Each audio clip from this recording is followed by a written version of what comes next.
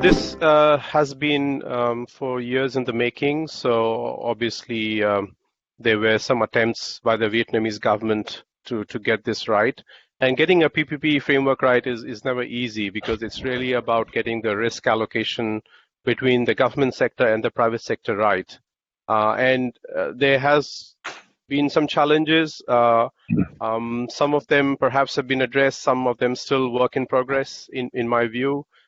Clearly, for investors going into Vietnam, I think one of the concerns they had was on the rule of law, and these transactions, where they sort of govern, whether they govern locally, or if they are governed locally in terms of the arbitration process, is that allowed overseas or not?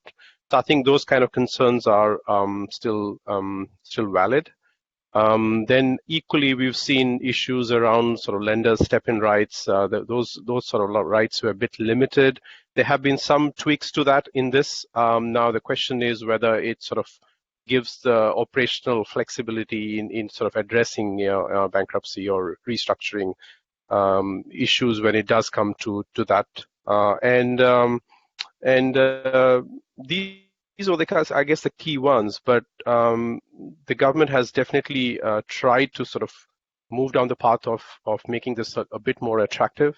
Now it's really a question of whether the investors like Jovin and others would sort of bite the bullet and really sign up for any of these transactions.